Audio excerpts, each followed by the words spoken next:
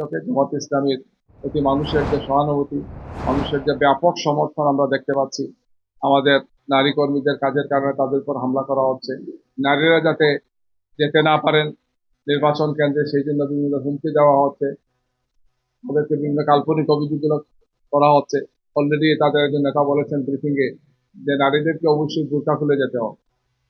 তো বোরকা পরে যাবে না খুলে যাবে এটা তো সেই ব্যক্তির তার অধিকার। নির্বাচন কমিশন ঠিক করবেন যে তার ভোটার তালিকা দেখে তাকে তাকে চিনতে হবে, তার একটা বিধিবদ্ধ ব্যবস্থা আছে। এখন থেকেই এই ধরনের বিভিন্ন নাটক সাজানো হচ্ছে, বিভিন্ন ধরনের ঘটনা ঘটানো হচ্ছে, আক্রমণ করা হচ্ছে, আহত করা হচ্ছে। আমরা মনে করি যে একটা দল এবং প্রশাসনের একটা অংশ যারা ফেসিবাদের সাথে ছিলেন, এই সমস্ত চক্রান্তকারী ষড়যন্ত্রকারীরা এক হয়ে এই সমস্ত ঘটনাগুলো একের পর এক তারা সংগঠিত করছে। গতকালকে আমাদের আমির জামাতের আসন যেটা ঢাকা 15-তে, আপনারা জানেন যে সেখানে প্রায় 12টি তার নির্বাচনী অফিস যেগুলো ছিল, বিধি অনুযায়ী আমরা করেছি যে সমস্ত বিধি মেনে করত, সেগুলো কে বা কারা ভেঙে ফেলেছে অথবা তার সবগুলো আইটেম গুলো তারা তৈরি করে নিয়ে গেছে, নষ্ট করেছে সমস্ত আইটেম আমরা আজকে তৈরি করে। এই সব মিলে আমরা আপনাদের সামনে উপস্থাপন করতে চাই যে এখন জাতি যেখানে একটি উৎসবমুখর পরিবেশে নির্বাচনের জন্য প্রস্তুতি নিচ্ছে, আপনারা দেখেছেন যে গত কয়েকদিন থেকে, এবং এটা ইতিহাসের একটা সেরা নির্বাচন মনে করি তারা যাচ্ছে। যারা গত তিনটি নির্বাচনে অংশগ্রহণ করতে পারে নাই, যাদের অনেকের বয়স 30-32 হয়ে গেছে, তারা শত রিস্ক নিয়েও সেখানে যাচ্ছে। এই অবস্থায় এই নির্বাচনকে প্রশ্নবোধক করা, জনগণ যাতে স্বতঃস্ফূর্ত অংশগ্রহণ করতে না পারেন, বিভিন্ন ধরনের পরিস্থিতি তৈরি করে একটার পর একটা ঘটনা ঘটানো হচ্ছে, জনমনে অশান্তি তৈরি করে একটা অপপ্রয়াস আমরা দেখতে পাচ্ছি। আমরা মনে করি যে বাংলাদেশ জামাত ইসলামী এদেশের জনগণের ভালোবাসায় সিক্ত। আমরা অতীতেও জনগণকে সাথে নিয়ে চক্রান্তের মোকাবেলা করেছি, সামনে ইনশাল্লাহ আমরা জনগণকে সাথে নিয়ে আমরা চক্রান্তের মোকাবেলা করে ইনশাল্লাহ জনগণের বিজয় অর্জিত হবে ইনশাল্লাহ।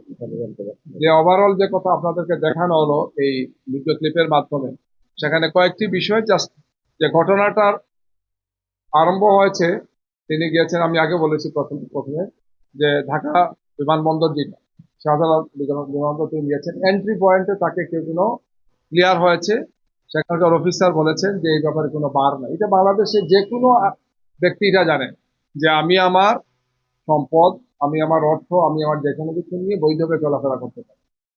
এই অবস্থায় তিনি গিয়েছেন 40 থেকে 45 মিনিটের মাথায় পরে পুরোটা সাজানো হয়েছে।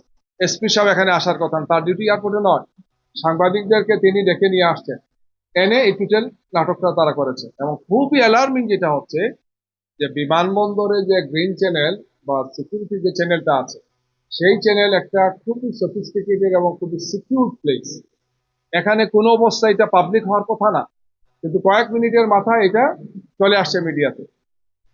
এর অর্থ হচ্ছে এটাই যে সরকারের ভিতরে থাকা, পদ পেতে থাকা স্বৈরাচারের দূষররা, ফেসিবাদের দূষর একদল লোক এই কাজের সাথে জড়িত আমাদেরকে মনে হচ্ছে, এবং এরা কোনো না কোনো ভাবে কোনো রাজনৈতিক দলের আশ্রয় প্রশ্রয় থেকে এই কাজগুলো করছেন। আমরা স্পষ্ট ভাষায় বলতে চাই যে অতীতেও চক্রান্ত আর ষড়যন্ত্র হয়েছে, জামাত ইসলামীকে, জামাত ইসলামীর নেতৃবৃন্দকে বিভিন্নভাবে নাজেহাল করার চেষ্টা করা হয়েছে, অপবাদ দেওয়া হয়েছে, কিন্তু দিন শেষে এই কোনো কিছু টিকে নাই।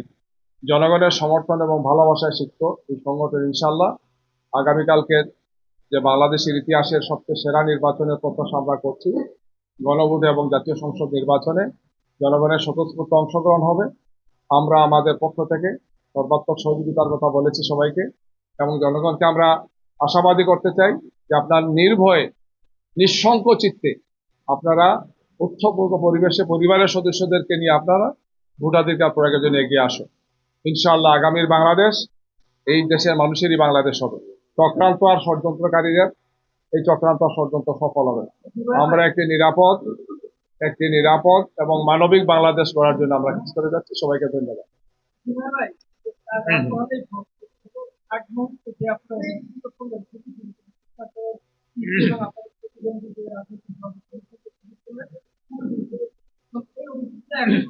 সমাধান হয় দেখে আগামীকালকে নির্বাচন আপনার কতটা সংখ্যামুক্ত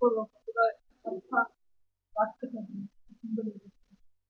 আমরা সবসময় আশাবাদী এবং আশাবাদী হতে চাই এই কারণেই যে এই জাতি গত 15.5 বছর প্রচুর রক্ত দিয়েছে, গুম হয়েছে, খুন হয়েছে, কিন্তু এই জাতি মাথা নত করে নাই। স্বৈরাচারের বিরুদ্ধে, ফেসিবাদের বিরুদ্ধে তুমুল আন্দোলন করে আমাদের ছাত্র যুবক তরুণরা বিজয় ছিনিয়ে এনেছে। আমরা ইনশাল্লাহ পারবো। আমরা সবকিছুকে চক্রান্ত এবং ষড়যন্ত্রকে ব্যর্থ করে দিয়ে আগামীকালের নির্বাচনটা ইনশাল্লাহ বাংলাদেশ ইতিহাসে সেরা নির্বাচন হবে। আমরা দেশবাসীকে আবার আহ্বান জানাবো যে এই ধরনের অপপ্রচারে বিভ্রান্ত তারা হবেন না। ইনশাল্লাহ বিভ্রান্ত না হয় আমাদের নির্বাচনী দায়িত্ব আমরা পালন করব। আমরা ভোট কেন্দ্রে আসব, আমাদের ভোটাধিকার প্রয়োগ করব এবং ইনশাল্লাহ বাংলাদেশের মানুষ বিজয় দেখতে পাবে। ভাই তবে একটা কথা ছিল, জি। সেটা হচ্ছে যে আপনার বলছেন সমাজের বিরোধী থেকে এটা মনে করেন যে আপনারা এগুলোকে ভাঙিয়ে বা থামিয়ে দেন। এখানে বিভিন্ন ধরনের চক্রান্ত ষড়যন্ত্র আছে, এটা বোঝাই যাচ্ছে যে এই ধরনের বিভিন্ন ধরনের সন্ত্রাস করে, মহিলা কর্মীদের উপর আঘাত করে, আমাদের অফিসগুলোতে হামলা করে, আমাদের যারা আগামীকালকে এজেন্ট হবেন তাদেরকে হামলা করে, মহিলা এজেন্টদেরকে হামলা করে, এই যে সমস্তগুলো নাটক সাজিয়ে আমাদেরকে ব্যস্ত রাখার একটা অপপ্রয়াস হতে পারে এটা। তবে আমরা সবকিছুর জন্য প্রস্তুত আছি, আমরা সবকিছুর জন্য প্রস্তুত। ইনশাল্লাহ আমরা জনগণকে সাথে নিয়ে ইনশাল্লাহ আমরা কাজ করবো।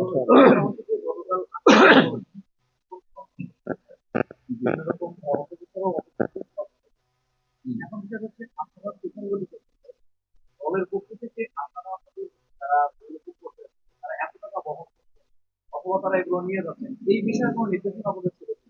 এই মুহূর্তে আপনি আরো এটা বেলাল উদ্দিন প্রধান সাহেব আমাদের যিনি দেখতেছেন তিনি বলেছেন যে এটা তার ব্যবসায়িক কাজ। একজন ব্যক্তি তার ব্যক্তিগতভাবে তার ব্যবসার জন্য, আমি আগে বলেছি, পরিবারের প্রয়োজনে, তার পেশাগত প্রয়োজনে তিনি বহন করার পূর্ণ এখতিয়ার তিনি রাখেন। যেহেতু ব্যাংক এখন বন্ধ আছে, চলাফেরার ক্ষেত্রে রেস্ট্রিকশন আছে, এই জন্য তিনি দেশের সবচেয়ে সফিস্টিকেটেড যে যাত্রা বিমানে তিনি যাচ্ছেন, যেটা খুবই সিকিউরড এবং সব দিক থেকে সফিস্টিকেটেড। এখানে এসে যদি একজন ব্যক্তিকে এইভাবে চক্রান্তের ফাঁদে ফেলা হয়, একজন বয়স্ক লোক, একজন দায়িত্বশীল ব্যক্তিকে নাজেহাল করা হয়, যিনি এখন স্ট্রোক করে এখন সিসিতে আছেন, এটা নিঃসন্দেহে একটা খুব বড় ধরনের চক্রান্ত এবং বাড়াবাড়ি। আমরা মনে করি যে এর সাথে যারা জড়িত তাদেরকে আইনের মুখোমুখি করা উচিত এবং বিশেষ করে এএসপি, তাকে দিয়ে সুন্দর সুষ্ঠু নির্বাচন সম্ভব হয়। তার ব্যাপারে আমরা এসিকে বলে আসছি তদন্ত করে তার ব্যাপারে তড়িৎ পদক্ষেপ নেওয়া হবে। একটা প্রশ্ন হচ্ছে যে আপনারা তো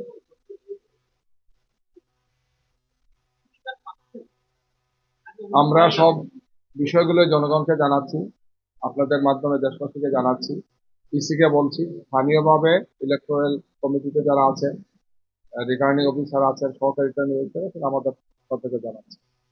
আমাদের দায়িত্ব হচ্ছে এই চক্রান্ত ষড়যন্ত্রটা তুলে ধরা, তাদের দায়িত্ব হচ্ছে এই ব্যাপারে অ্যাকশন নেওয়া।